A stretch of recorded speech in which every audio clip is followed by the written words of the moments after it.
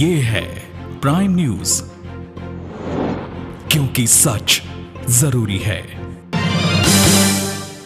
नमस्कार, मैं हूं संजय श्रीवास्तव। आज हमारे साथ एक ऐसी शख्सियत है जिन्होंने पुलिसिंग में एक ऐसा काम किया, विदेश भी गए और इस राज्य के लिए आज भी वह सोशल कह लीजिए चाहे सामाजिक स्तर से भी जो प्रयास कर रहे हैं, चाहे बेटी बचाओ हो, चाहे ड्रग्स पे जो काम कर रहे हैं वो सराहनीय है। हमारे साथ हैं ADG law and order Ashok Kumar ji, जिनसे हम बात करेंगे लॉ एंड ऑर्डर की, साथ में यातायात की जो व्यवस्थाएं यहाँ पे नहीं सही हो पा रही हैं, इन सब के साथ राजनीतिक वह हस्तक्षेप जो कि पुलिस पे कभी कभी हावी होता है। बहुत बहुत स्वागत है आपका प्राइम न्यूज पर। धन्यवाद जी।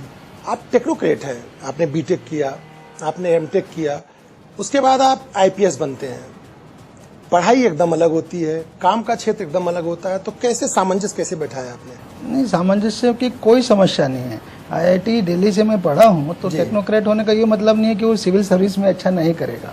मेरे विचार से जो आपकी पढ़ाई है वो आपकी अपब्रिंगिंग है, आप में संस्कार लाती है, एक इथोस, वर्क इथोस पैदा करती है। और जो आईआईटीज के वर्क इथोस हैं वो बहुत ही ज़्यादा एफिशिएंसी की तरफ है।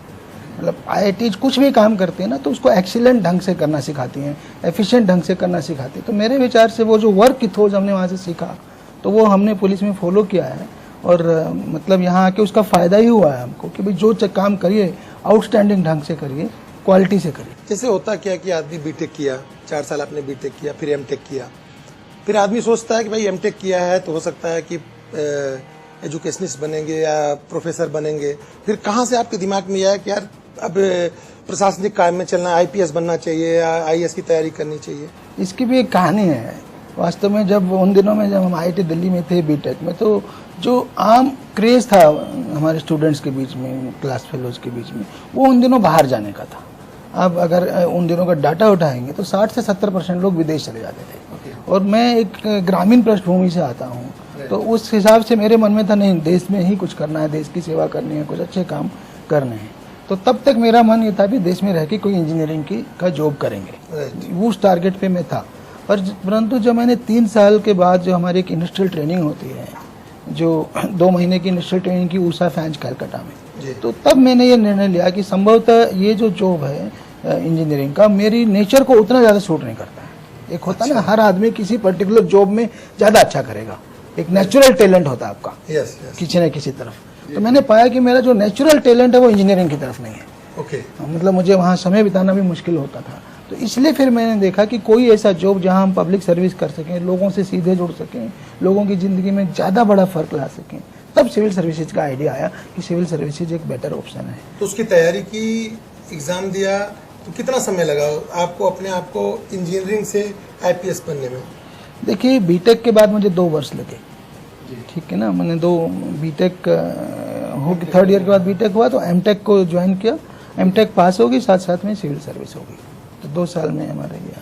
उत्तर प्रदेश में भी आपने काम किया, उत्तराखंड में आप कर रहे हैं। बहुत सक्सेस उन पुलिस अफसरों में है जिसको लोग आज भी, जिसका नाम लेके कहा जा सकता है कि पुलिसिंग अभी जिंदा है। आप यूएन गए, यूएन मिशन पे गए, 3 जगह पे आपने काम किया, साथ में सेंटर में भी शायद आपने गए थे।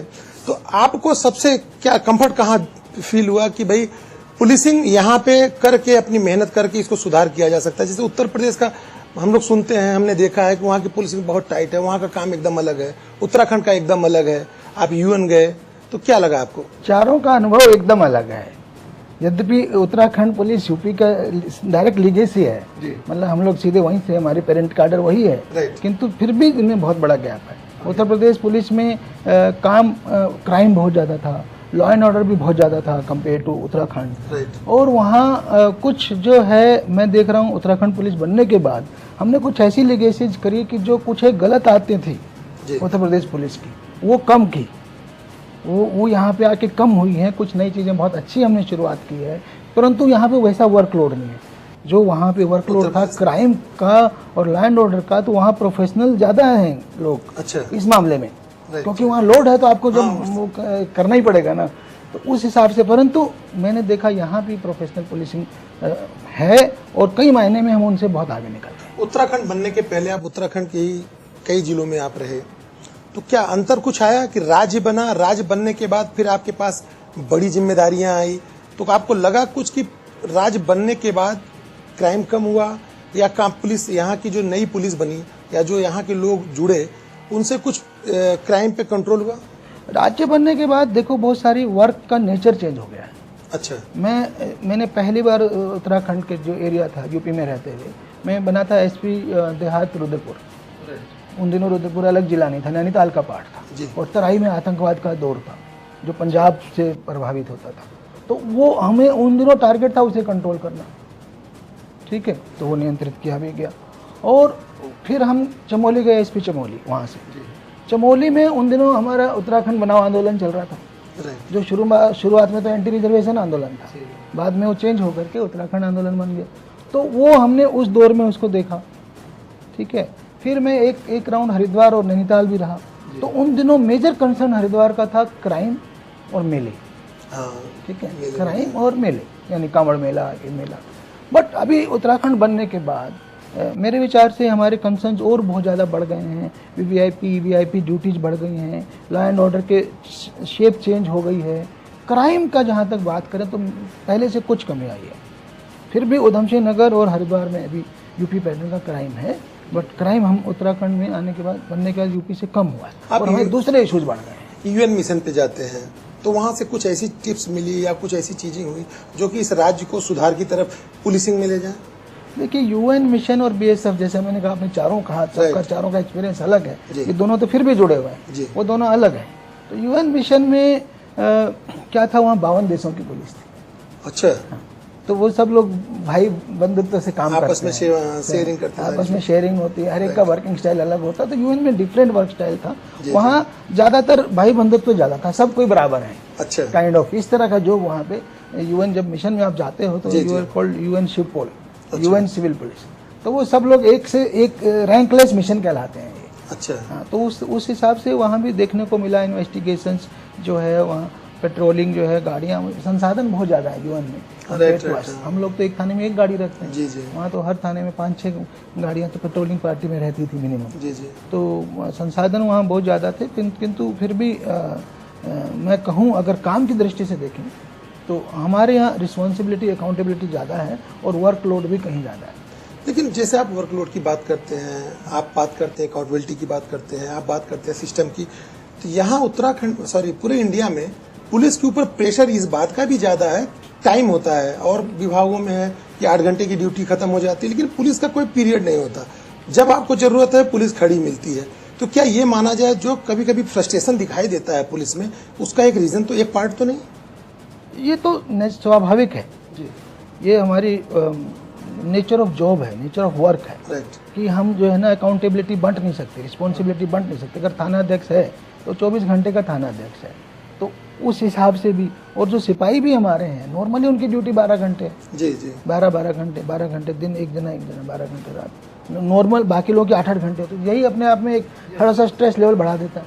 फिर 12 घंटे के बाद भी अगर कोई इमरजेंसी आई, फिर से उन्हें उठा दिया जाता है, चलो एक्सीडेंट हो गया, चलो मर्डर हो गया, तो अनदर 3-4 आवर्स। तो आपको लगता नहीं इसमें सुधार की जरूरत है? ऑल इंडिया एवरेज एक पुलिस मैन का जो आया है वर्किंग आवर्स, वो 13 आवर्स एवरेज। My goodness. तो इस हिसाब से स्ट्रेस लेवल सर्टेनली हाई रहता है, बट मेरे ख्याल से एक मोटिवेशन भी है हमारे अंदर, सेल्फ मोटिवेटेड रहता है कि भी हम कुछ अच्छा काम कर रहे हैं, है ना। तो इसलिए वो खलता नहीं है, कहीं कहीं वो स्ट्रेस पैदा कर देता है। तो जहाँ वो स्ट्रेस पैदा कर रहा है तो नॉर्मली हम लोग सीख जाते हैं how to handle with stress, how to handle the stress that comes on us. वो धीरे धीरे हम सीख जाते हैं, पर कुछ लोग नहीं, जो नहीं सीख पाते वो बेचारे कम कर जाते हैं, फिर वो बीमारियों से, इधर से उससे। इसमें सुधार की जरूरत है, क्योंकि ये ब्रिटिश शासन से चला आ रहा है।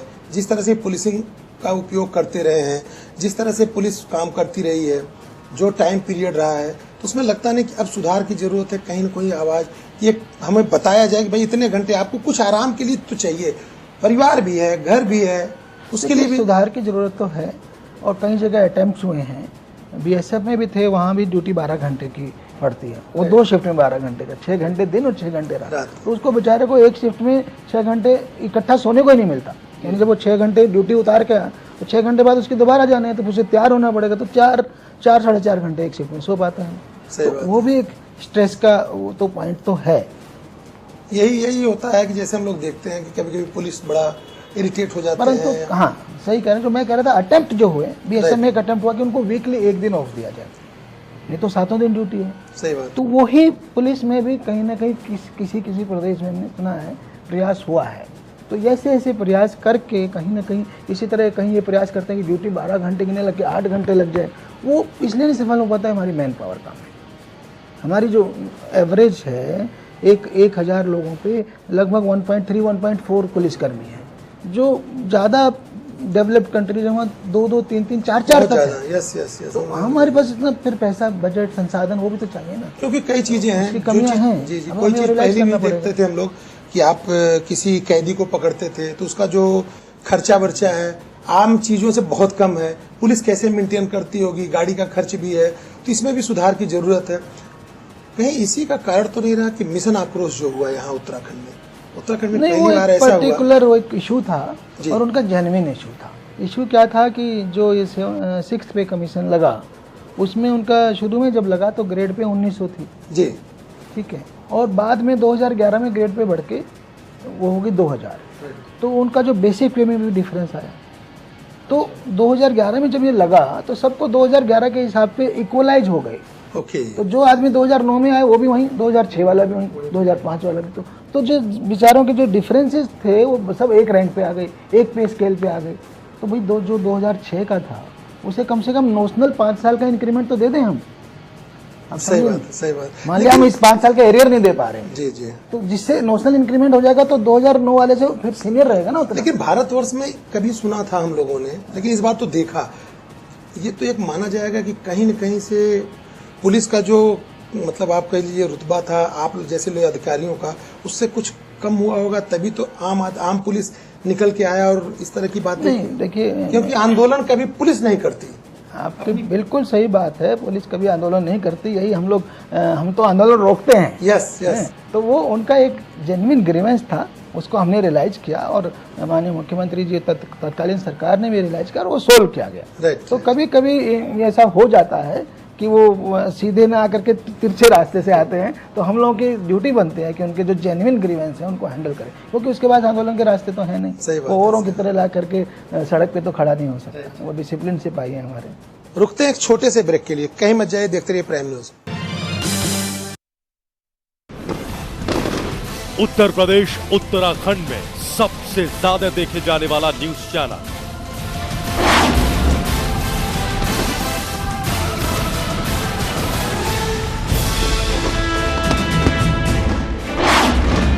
प्राइम न्यूज से जुड़ने के लिए आप सबका शुक्रिया।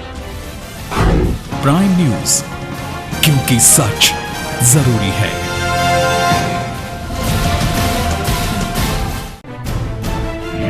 अब आप अपना मनपसंद न्यूज चैनल प्राइम न्यूज देख सकते हैं जियो टीवी और primeNewsLive.com पर। आप देख रहे हैं प्राइम न्यूज, देश में सबसे तेजी से बढ़ने वाला न्यूज चैनल प्राइम न्यूज अब आपके मनचाहे सोशल मीडिया प्लेटफॉर्म पर भी उपलब्ध है। आप प्राइम न्यूज को ट्विटर, यूट्यूब के साथ फेसबुक पर भी लाइव देख सकते हैं। फिर देर किस बात की, फौरन प्राइम न्यूज के साथ जुड़िए और न्यूज, स्पोर्ट्स, क्राइम और एंटरटेनमेंट से जुड़ी ताजा तरीन खबरों को बिल्कुल लाइव देखिए। प्राइम न्यूज उपलब्ध है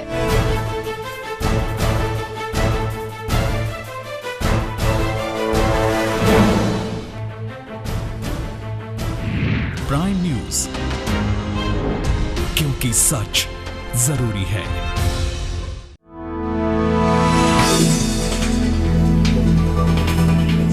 सियासी दावेदारी की जंग, कैसे पूरा होगा मिशन, गांव हो या शहर,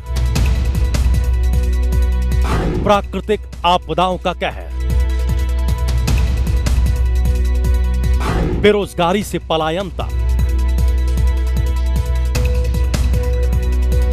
सियासत से राजधानी की चिंगारी तक, उत्तराखंड से जुड़ी हर खबर देखिए यूके प्राइम रोजाना रात 8:30 बजे सिर्फ प्राइम न्यूज पर। हमारे साथ हैं ADG law and order Ashok Kumar ji, जिनसे हम बात कर रहे हैं। एक आपका अलग रूप भी हम लोगों को दिखाई देता है। आपने एक किताब लिखी, दिल्ली में हम लोगों ने देखा किरण बेदी जी के साथ आपने उस किताब को लॉन्च किया, उसको हम लोगों ने थोड़ा सा पढ़ने का भी मिला। कभी कभी कुछ कविताएं भी आपकी सोशल साइट पे मिलती हैं, तो ये प्रेरणा आपको कहाँ से मिली? ये स्ट्रेस कम करने का कारण तो नहीं? इसको कहाँ से आपने दिमाग में आया? जी, ह्यूमन इन खाकी, राइट राइट राइट, बंगाली में ट्रांसलेट हुई।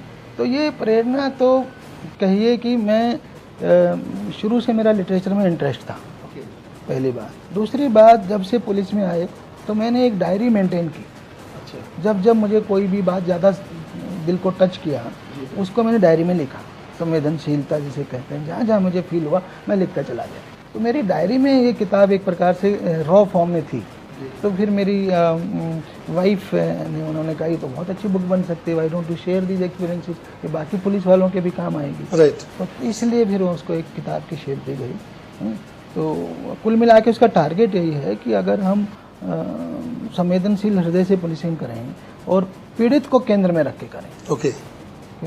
पुलिस बनी तो पीड़ित के लिए है ना, लोगों को सुरक्षा देने के लिए, तो वो हमारे सेंटर में होना चाहिए। हमारा हर काम इस तरह से हो जिसमें उसे सहायता मिल सके। राइट। हम लोग अपने रुतबे में अपने उसके लिए लगे रहते हैं बहुत, तो वो ठीक नहीं है। मैं उसमें यही कहने की कोशिश कर रहा हूँ कि हम पीड़ित की संवेदना को समझें और उस हिसाब से पुलिसिंग करें, तो बहुत इतना सेटिस्फाइंग जॉब है पुलिसिंग, इतना आपको दिल से खुशी होती है लोगों की मदद करके। वो मैंने इसमें कहने की कोशिश की। पुलिस के टॉप टू बॉटम सारे अधिकारियों को हम लोग फॉलो भी करते हैं, मॉनिटर भी करते हैं। अशोक कुमार एक ऐसे शख्स हैं जो कि लाइफ में 3 बड़ी इंपॉर्टेंट चीज होता है, पर्सनल, प्रोफेशनल और सोशल। इस तीनों को पैरेलल लेके चलते हैं। मैं देखता हूँ सोशल मीडिया पे आप परिवार को भी समय देते हैं। मैं देखता हूँ आप काम को लेकर के सुबह से रात तक लगे भी रहते हैं। सामाजिक पे आपने बेटी बचाओ बेटी पढ़ाओ में भी काम किया, ड्रग्स पे भी काम किया। तो तीनों को पैरेलल कैसे बना लेते हैं आप? देखिए, जब मेरा मन तीनों जगह तो तीनों जगह चलेगा, है ना। उसको ये है कि कभी कभी लगता है कि ओवरलोड हो गया जी, ठीक है, कभी कभी लगता है। ये जिसको हम पैरेलल प्रोसेसिंग कह सकते हैं, मल्टीपल टास्किंग कह सकते हैं। तो मैंने देखा है, बट अगर हमारा सब में उसी लेवल का मन है तो हो जाता है।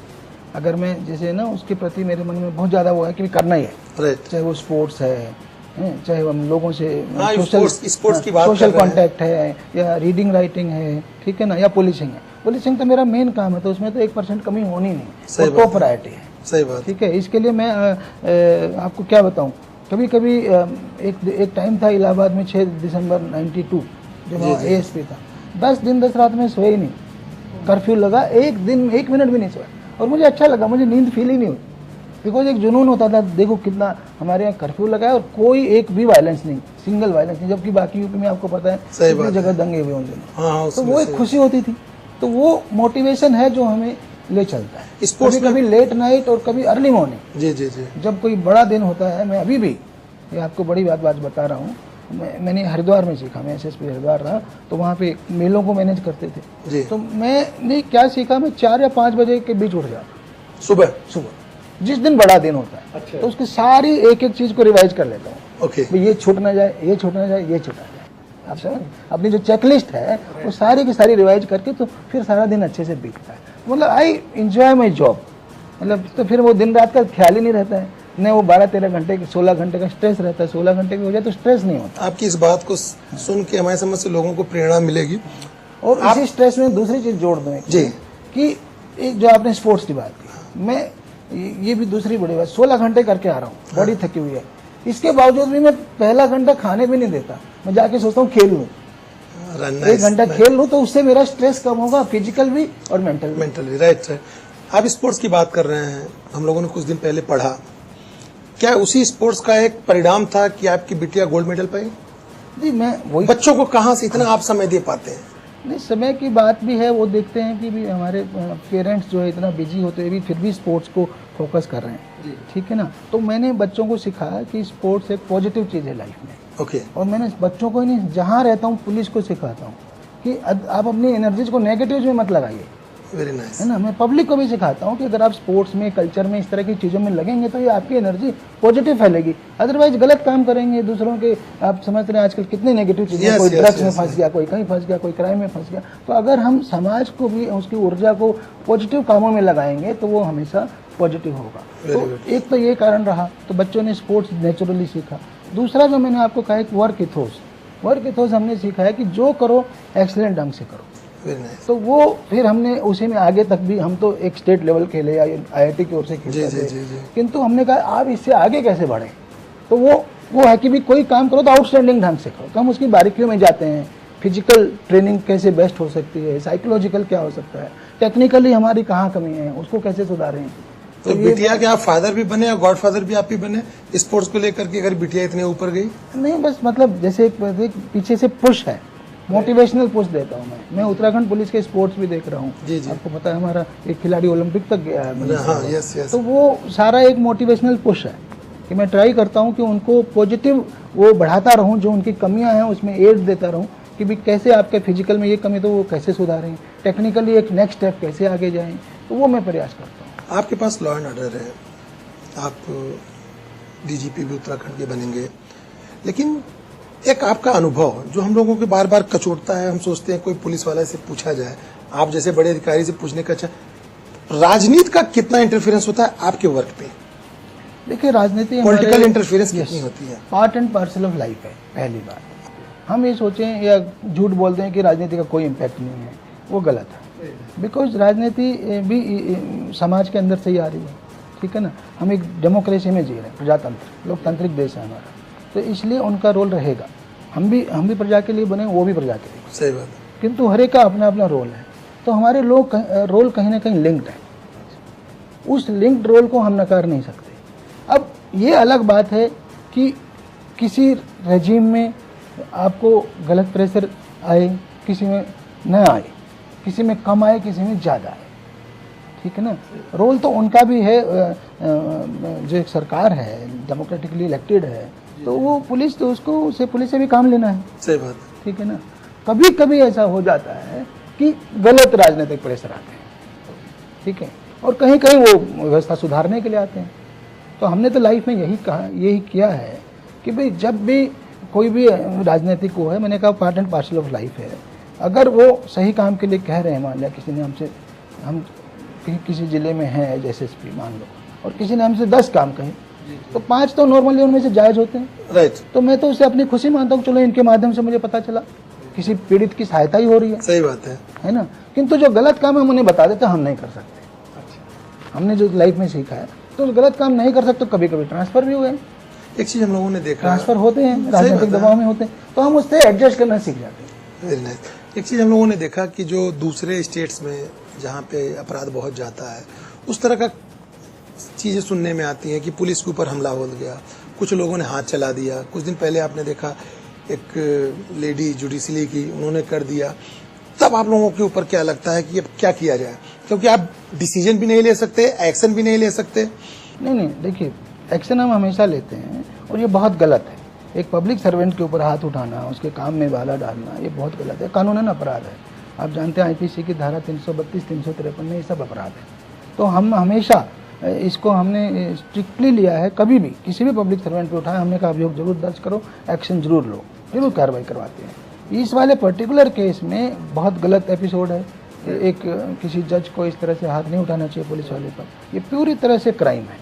लेकिन उनका भी तो पक्ष आना चाहिए। उन्होंने कहा कि पहले उस पुलिस वाले ने भी बदतमीजी की, उनका भी तो पक्ष सुना जाना चाहिए। बिल्कुल सुना जाना चाहिए। अगर ऐसा है तो वो अपनी बात को रखें और उसकी जांच की जाएगी। राइट। आप समझ रहे हैं, अगर उनके साथ कोई गलत हुआ है या किसी पुलिसकर्मी ने गलत किया, उसकी जांच होगी और उस पर यथोचित कार्रवाई होगी। किंतु उसका गलत कदम ये जस्टिफाई नहीं करता कि वो ऐसे पब्लिकली एक पुलिस वाले पे हाथ उठाएं।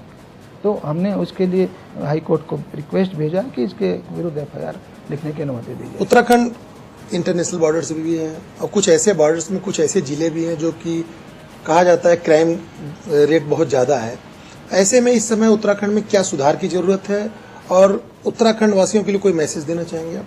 नहीं, जो क्राइम ज़्यादा है, मैंने जैसे कहा कि 2 ही जनपद हैं हमारे, हरिद्वार और उधमसिंह नगर जी, और थोड़ा बहुत नैनीताल और देहरादून, क्योंकि ये वेस्टर्न यूपी से जुड़ा हुआ है जी, पूरा का पूरा, और इधर साइड में हरियाणा पंजाब बॉर्डर से भी जुड़ा हुआ है। राइट। तो वो उसका क्रिमिनल यहाँ पे कभी कभी इनरोड करता है। राइट। किंतु अभी तक ओवरऑल मतलब मोर और लेस हम सफल रहे हैं उनको रोकने में, उनके अगेंस्ट कार्रवाई करने में। ओवरऑल क्राइम हमारा कहीं ज़्यादा पीसफुल स्टेट है Uttarakhand compare to UP and others. पहले हम लोग सुनते थे ना कि बाहर इन द सेंस आसपास के जिले से लोग आते थे, क्राइम करके चले जाते थे और फिर यहाँ के लोग, यहाँ की पुलिस परेशान रहती थी। तो ऐसे में इस राज्य के लोगों के लिए या नागरिक के लिए क्या ये तो एक बॉर्डर स्टेट में हमेशा ऐसा रहेगा। अच्छा, क्योंकि क्रिमिनल जो है हमेशा किसी भी बॉर्डर का फायदा उठाता है, चाहे वो इंटर डिस्ट्रिक्ट हो, इंटर स्टेट हो, इवन इंटरनेशनल बॉर्डर हो। वो कोशिश करता है, क्योंकि बॉर्डर्स में ज्यूरिडिक्शन बदल जाते हैं, किंतु हम लोग हमेशा कोऑर्डिनेशन से, कोऑपरेशन से करते रहे हैं। और लोगों से भी यही अनुरोध है कि पुलिसिंग, कोई भी अच्छी पुलिस व्यवस्था पब्लिक सहयोग के बिना सफल नहीं हो सकती। तो पब्लिक जहाँ जब तक जितना हमारा साथ देगी, उससे हम और अच्छे से अच्छा करते चले जाएंगे। ये थे हमारे साथ एडीजी अशोक कुमार जी, जिन्होंने जिस तरह से अपनी बातों को रखा, हम समझते हैं कि उनसे आम पुलिस भी, आम आदमी भी सीखेगा और आने वाले समय में अपनी कार्य प्रणाली में चेंज ला करके इस राज्य को जो अच्छा बनाने की मुहिम कुछ पुलिस वाले करते हैं, उसको सीखते हुए हम भी इस राज्य को आगे ले जाएंगे। धन्यवाद। देखते रहिए प्राइम न्यूज। उत्तर प्रदेश उत्तराखंड में सबसे ज्यादा देखे जाने वाला न्यूज चैनल